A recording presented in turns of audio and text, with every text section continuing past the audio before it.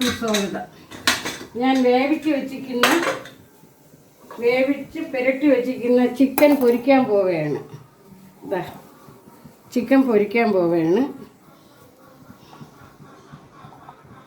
വേവിച്ച് വെച്ചിരിക്കുന്നതുകൊണ്ട് ഈ ചിക്കൻ അധികം എണ്ണയുടെ ആവശ്യമില്ല.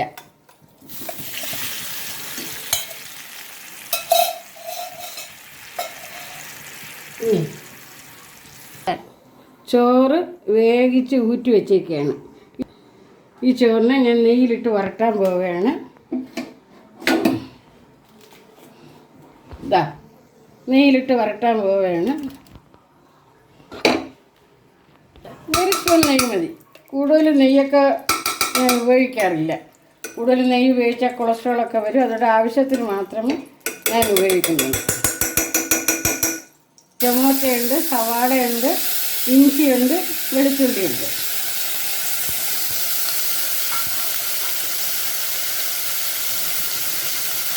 ഇതിൻ്റെ കൂടെ അണ്ടിപ്പരിപ്പ്,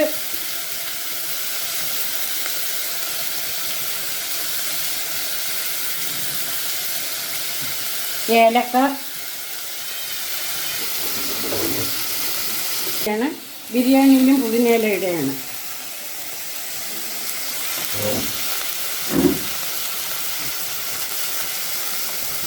ഇനി ചെയ്യാൻ പോകുന്നത് മുന്തിരിങ്ങ കൂടി ഇടയാണ്.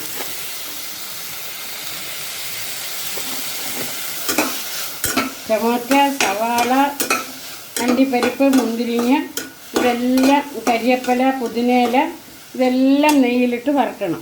വറുത്തതിന് ശേഷം ഈ ഇറച്ചിയിൽ കുറച്ച് മുളക് പൊടി ഇടും.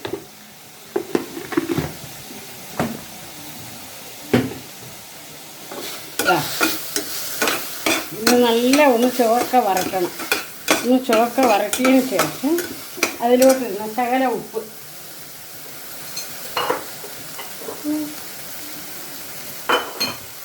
ഉപ്പ് കൈ കൊണ്ടിട്ടാൽ മതി.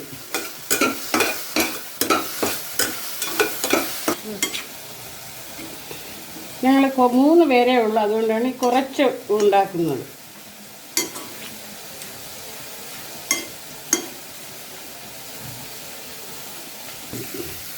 ഇത് നമുക്ക് ചോറൊന്ന് മഞ്ഞ കളറിൽ ഇരിക്കും. കൈ കൊള്ളും.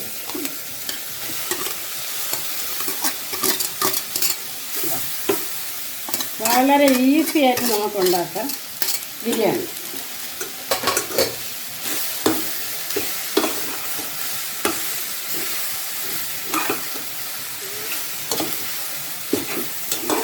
അടിപൊളി നല്ല ബിരിയാണി.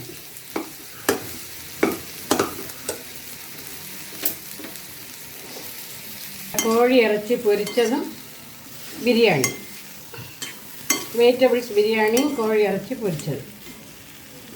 ഇരുമ്പ് ചീനിച്ചട്ടിയിലാണ് ഞാനിത് ഉണ്ടാക്കുന്നത്.